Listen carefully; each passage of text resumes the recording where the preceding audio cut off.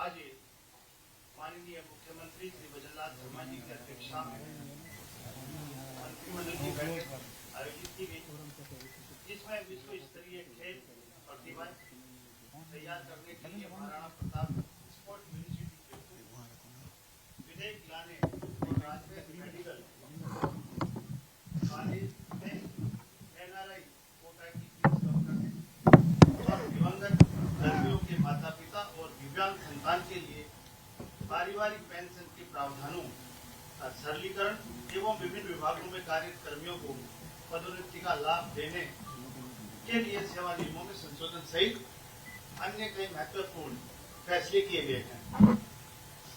हमारे इन 10-15 साल में हमारे खिलाड़ियों ने भारत का विश्व में परचम लहराया है और हमारे यशस्वी प्रधानमंत्री जी ने जिस तरह से इन खिलाड़ियों का हौसला अफजाई करने के लिए और हमारी डबल इंजन की सरकार में हमारे यशस्वी मुख्यमंत्री भजनलाल शर्मा जी ने बजट घोषणा में इन खेल को बढ़ावा देने के लिए महाराणा प्रताप स्पोर्ट्स यूनिवर्सिटी विधेयक 2025 वर्ष 2025 के बजट में प्रदेश में खेलों और शारीरिक शिक्षा को बढ़ावा देते हुए प्रतिभाशाली युवाओं को आधुनिक उपकरणों के साथ वैज्ञानिक प्रशिक्षण उपलब्ध कराने, विभिन्न खेलों के उचित कोच एवं खेल विशेषज्ञ तैयार करने के लिए महाराणा प्रताप यूनिवर्सिटी स्थापित करने की घोषणा की।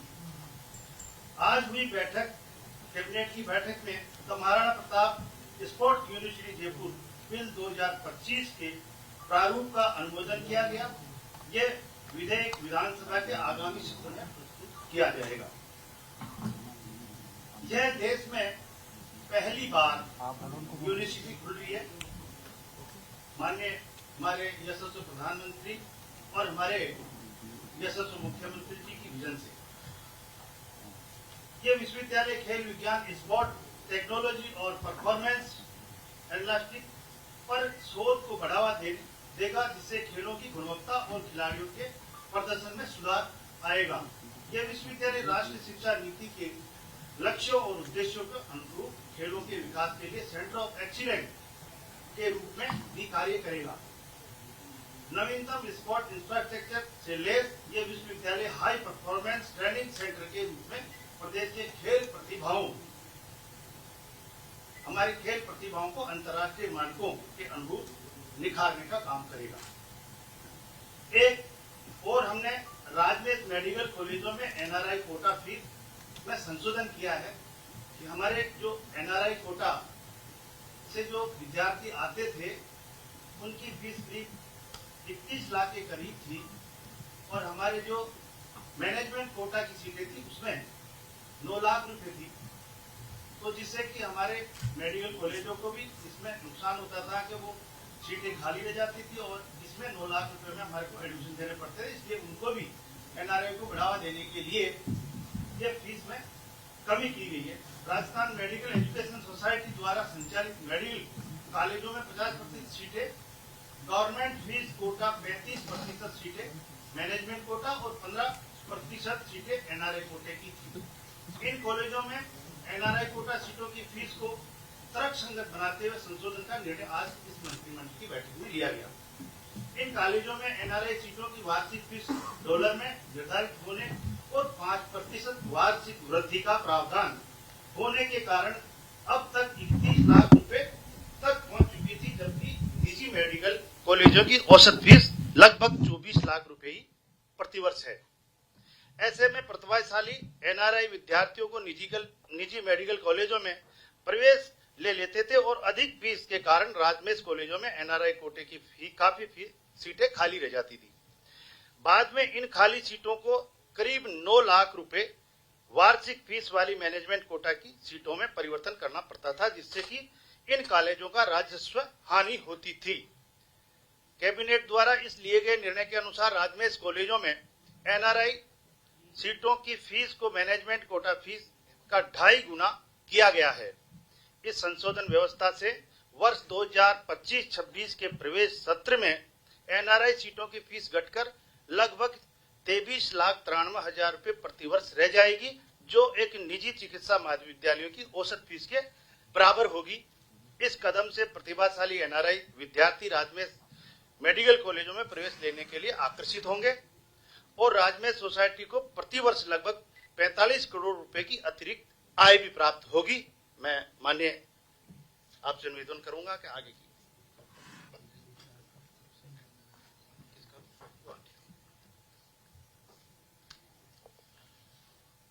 बहुत बहुत नमस्कार बंधुओं।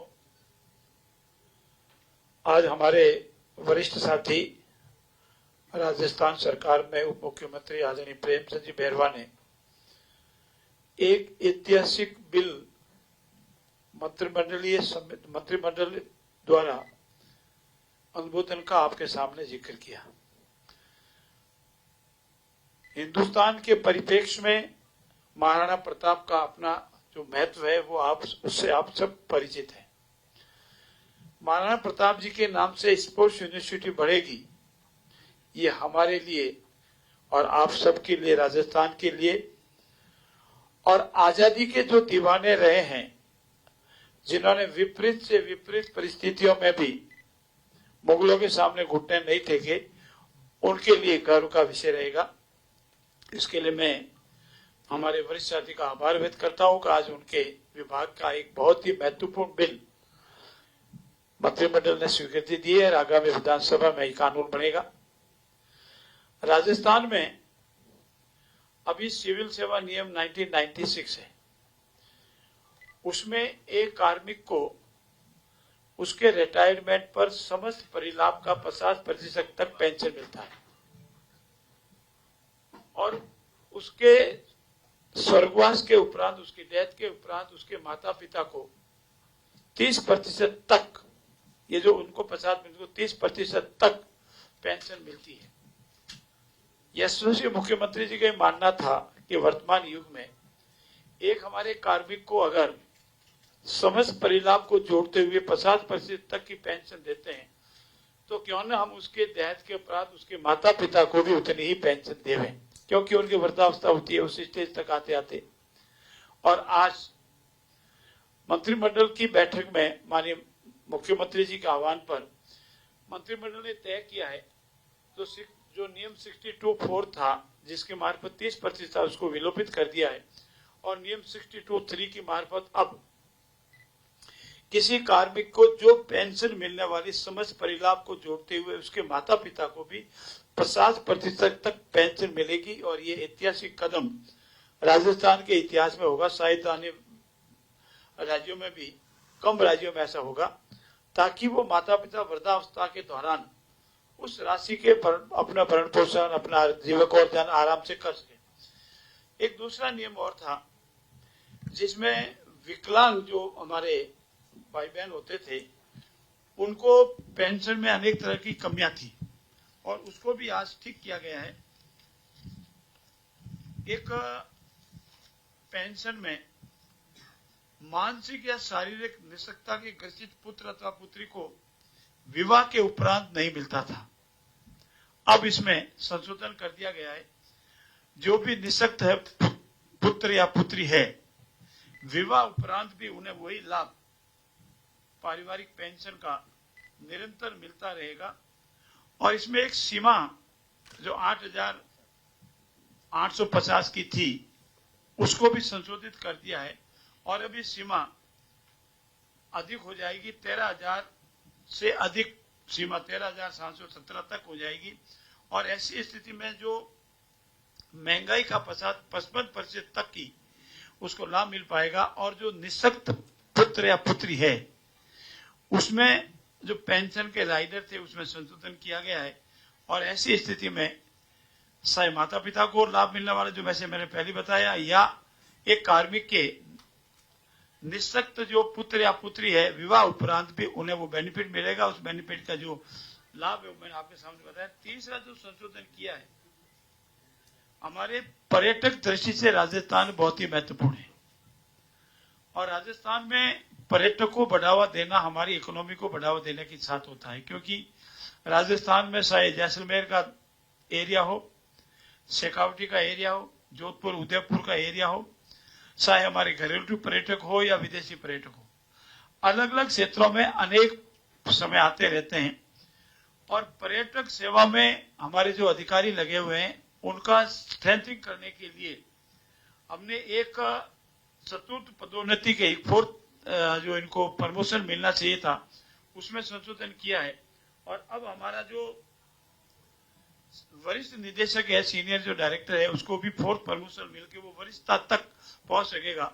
ये इसमें एक संशोधन किया गया है राजस्थान पर्यटन सेवा नियम 1976 में और आज से ये जब भी हम इसको अनुमोदन हो जाएगा और साथ ही साथ जो संग्रहालय सेवा नियम 1967 क्योंकि हमारे संग्रहालय को देखने भी बहुत लोग आते हैं और उनमें जो हमारा पे लेवल 18 का जो लेवल था उसमें भी संशोधन कर दिया है और अब नवसृजित पद सम्मिलित किया जा रहा है जिसमें विभागीय अधिकारियों की तृतीय पदोन्नति के अवसर उपलब्ध होंगे और जिससे कार्यों की गुणवत्ता दक्षता व प्रभावी नियंत्रण स्थापित हो सकेगा। तो जो पर्यटक को बढ़ावा देने के भी हमारा था उसमें भी आज ये 3 संशोधन किए गए हैं और हमारा अक्षय ऊर्जा बढ़ाना हमारा सबसे बड़ा लक्ष्य है। राजस्थान को ऊर्जा में आत्मनिर्भर बनाने के लिए अक्षय ऊर्जा हमारा सबसे बड़ा, इसीलिए हमने 52,000 करीब मेगावाट क्षमता के सोलर प्लांट लगाने का जो निर्णय लिया है उसके तहत आज कुछ कंपनियों को और जमीन आवंटित की गई है और हम प्रयास करेंगे कि बहुत जल्दी हमारा राजस्थान न केवल आत्मनिर्भर बने 5,200, मैंने जो 52,000 बोला है आप 5,200 है, 5,200। मेरा आप सबसे अनुरोध है कि हम राजस्थान को अक्षय ऊर्जा में विश्व में और प्रदेश में और भारतवर्ष में सबसे अधिक उत्पादन वाला प्रदेश बनावे, आत्मनिर्भर प्रदेश बनावे। किसानों को, हमारे जो उद्यमी है उनको और घरेलू में जो हमको बिजली मिलती है वो आवश्यकता के अनुसार और किसानों को दिन में अभी हमारे करीब अनेक जिलों में काश्तकारों को दिन में बिजली भी देने हमने प्रारंभ कर दी और धीरे धीरे 1 साल के अंदर अंदर पूरे राजस्थान में दिन में किसान काश्तकारों को बिजली दे रहे, बिजली उत्पादन में आत्मनिर्भर बढ़ेंगे। ये आज की कैबिनेट में मोटे मोटे निर्णय हुए हैं। मैं पुनः आप सबका आभार व्यक्त करता हूं और निवेदन भी करता हूं कि जो अभी अपना बैग खोल रहे हैं वो तुरंत ही साथी से पूरी सहायता ले लें। आप सबका बहुत बहुत धन्यवाद। कोई प्रश्न? देखिए पीछे 3 माइक चालू है, बंद कर देंगे तो उससे ये 3, हाँ ये इधर बीच में एक आपके मंत्री जी। सर इसमें एक चीज वो पेंशन वाला जो आपने बताया ना 30% से 50% कर दी, तो उसमें आपने बोला कि माता पिता के लिए, तो फैमिली पेंशन से जैसे पत्नी या उसके डिपेंडेंट भी लेते हैं, उसमें ये 30% की क्लॉज नहीं थी, उनमें तो वो पेंशन 50% मिलते थे। अब माता पिता के लिए क्या है, तो जो पेंशन कार्मिक को खुद की डेथ के बाद पत्नी या आश्रित बच्चों को मिलती थी वो तो 50% पहुंच जाती थी, लेकिन माता पिता के लिए नहीं थी। अब ये क्लॉज कर दी है, माता पिता को भी उसकी जो टोटल जो सारे परिलाभ जोड़ करके जो पेंशन बनती थी उसका 50% माता पिता भी अपने जीवन काल तक ले सकेंगे।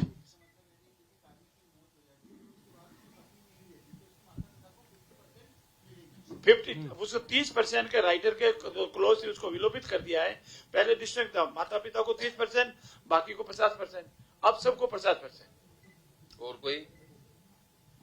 धन्यवाद सभी को। एक हाँ, महाराणा प्रताप के नाम पर यूनिवर्सिटी आप शुरू कर रहे हैं, लेकिन महाराणा प्रताप की जो धरती है वहां पर वीसी ने कहा है कि औरंगजेब कुशल प्रशासक था।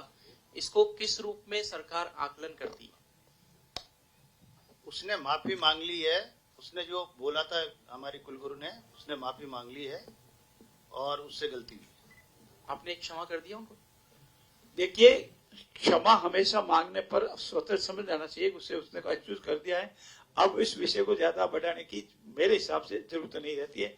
आप भी उसी विषय को उसी रूप में ले तो ठीक रहेगा। आप सबका आज बहुत बहुत धन्यवाद।